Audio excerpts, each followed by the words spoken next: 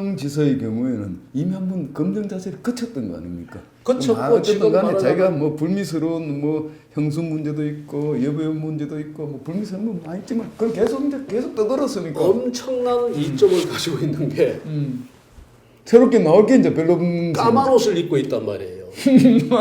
좋은 표현이고 근데 밤에 까만 옷 입고 까만 옷 입고 있으니까 여기에 머리 밥 먹다가 무슨 또 반찬이 좀 떨어지고 해봐야 이게 아무런 표시가 안 난다고요. 그렇죠. 근데 야권 후보들은 이게 지금 흰 옷을 입고 있는 거예요. 그러니까 이런 점들이 굉장히 걱정스러운데 제가 유감스러운 것은 야권에 이걸 걱정하고 준비하는 사람들이 없어요. 전부 가서 뭐 문재인 정권 심판이야. 11월 달 되면 다 없어져 버려요. 그 경우는 이제 이재명의 그쪽 이제 여권 후보가 됐을 경우를 말씀하시는 거죠. 그리고 제가 하나 예를 들겠습니다. 김대중 대통령 아들들 소위 삼홍 사건이 터져가지고 홍삼 트리오 사건이 터져가지고 노무현 후보가 굉장히 당혹스러울 정도로 공격을 받았던 적이 있습니다.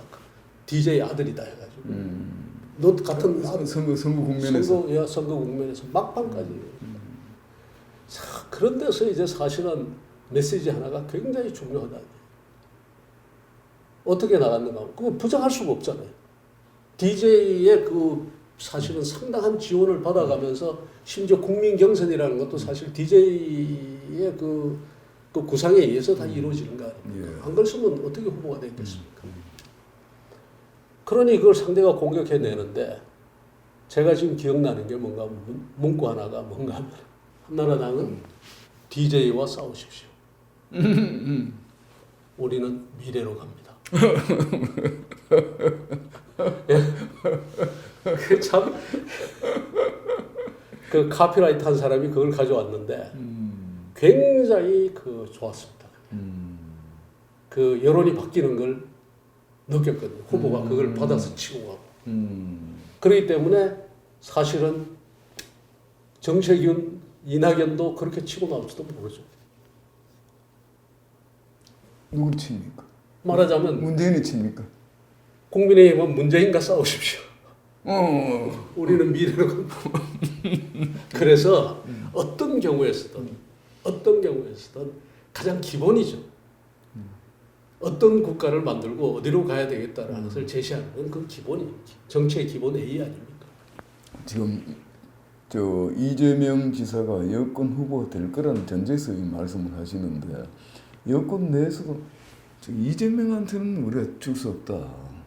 저 친구가 만약 후보되고 정권을 잡게 되면 우리 쪽이 칼을 분명히 들이댈 거다.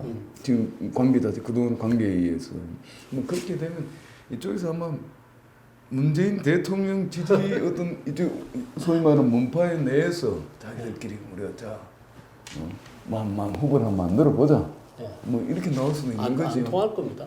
잘 안 될 것 같습니다. 저는 안 될 거라고 보고요. 오히려 죄진 게 많아가지고 이재명 쪽으로 더 움직일 것 같아요. 죄진 게 주요한 인사들은 빨리 가서 그 줄을 서야죠.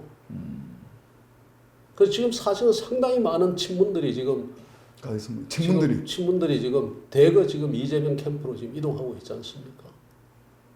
그 확인한 겁니까? 제가 보니까요. 제 주변에도 보니까 저 사람은 왜 어떻게 가 있지 하는 사람들이 꽤 있어요. 근데 앞으로 더 심해질 겁니다. 이 정치판에는 이게 머리 배신 뭐 이런 게 뭐 그게 배신이라기보다는요. 자기 생존입니까? 개인적인 차원에서는 가장 합리적인 선택이에요. 왜냐하면 거기에 대해서 우리 사회가 사회적인 통제나 이런 것이 굉장히 강해가지고 배신자로 낙인 찍어가지고 한번 완전히 죽여버리고 하면 모르는데 그렇지가 않거든요. 그렇죠. 오히려 역 인센티브가 있어요. 포상이 주어져요. 포상이 주어지잖아요. 오히려 가서 자기의 그 말하자면 주군을 집어 던지고 이쪽에 와가지고 그 공을 세웠다. 이렇게 되는 거죠. 그런 경우들이 많기 때문에 전체적으로 보면은 상당히 개인적인 차원에서는 합리적인 선택 행위다. 이렇게 이야기할 수가 있죠. 이 문파 내에서의 어떤 후보, 단일 후보는 성공 가능성이 없다 이렇게 보십니까? 뭐 만들어지게 하겠죠. 예를 들어 뭐 조국도 들썩거릴 수 있고 유시민도 들썩거릴 수 있고 뭐 그럴 수 있는 거 만들어질 아니겠습니까? 수는 있겠지만 저는 저 이재명 현상이라는 게 저게 상당히 그 힘을 갖추고 있다고 생각하는 게 이 팬덤이 소위 말하는 팬덤이 지금 여당 정치인 중에서 유일하게 지금 좀 이재명 쪽에 가요. 그 여야를 다 통틀어 그런 거죠. 쉽게 말해 그렇습니다. 우리 충성 지지층 아까 말씀하신 여야를 통틀어서 야권에는 그런 팬덤을 가진 사람이 없고요. 아까 말씀하신 윤석열이나 최재형은 그런 아직 팬덤이 그런 없다고 팬덤이 형성 안 됐다. 이재명이 유일하게 지금 한국 그 정치인들 중에서 굉장히 이 눈에 확 띄는 정도의 그 팬덤을 가지고 있고 그런 것 아닌가 저는 그렇게 보거든요. 이 문재인 대통령의 어떤 지지 세력 자체가 견고하지 않다고 보는 저는 거예요. 경고하지 않다고 봅니다. 경고할 만한 그런 매력이 별로 없었어요. 좀 우리니 마음대로 해 뭐 이런 거 많지 않습니까? 그거는 이제 저는 일시적인 현상이라고 봅니다. 집권 내내 그렇지 않습니까 지금? 집권 내내 그랬죠. 그게 이제 계속 이제 그러니까 결국은 뭔가 하면 노무현 대통령 지지하던 세력들 나 그런 사람들이 또 이렇게 돕기도 하고 그 다음에 그것을 이제 지켜야 되겠다 하니까 이제 그렇게 나오는 건데 그 충성심이라고 하는 것이 그렇게 저는 노무현 대통령이나 지금 이재명 후보 지지하는 만큼 그렇게 강하지 않다고 얼마든지 이동할 수 있는 물론 어느 정도는 있죠. 틀림없이.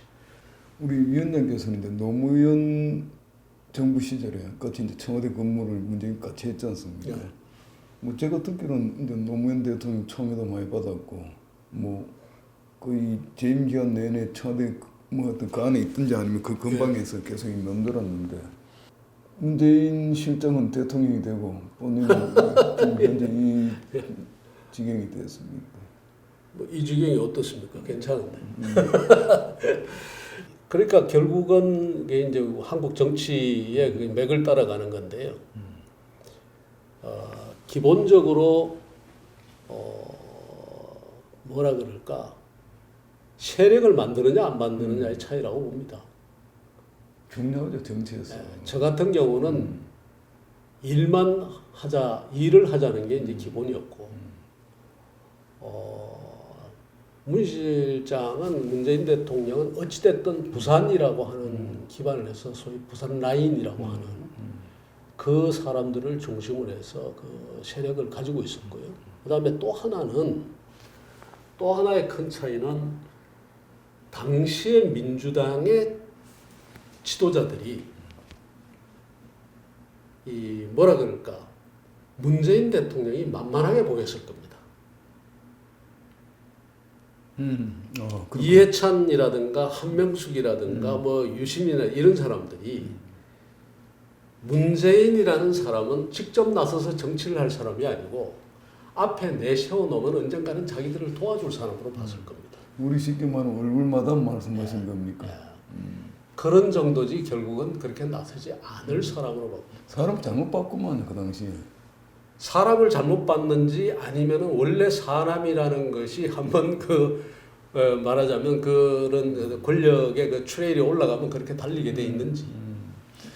그때 봤던 문재인 실장 지금 뭐 대통령 한 4년 반 정도 4년 뭐 넘게 한 지금 문재인 대통령과는 어떠세요? 좀 다른 인물 같죠? 같은 점도 있고 다른 점도 있고요.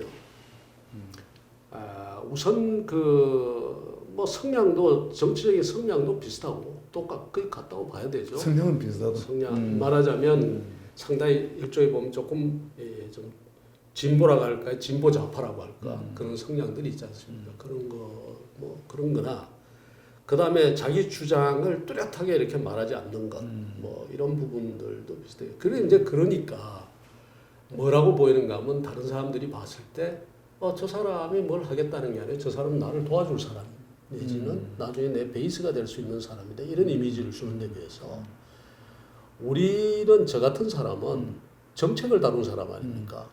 여기는 불분명한 게 없거든요. 그러니까 늘상 당하고 부딪혀야 되고 어떻게 보면은 서로 다퉈야 되고 싸워야 되고 그리고 주장이 강해야 되고 이제 그런 입장이라고.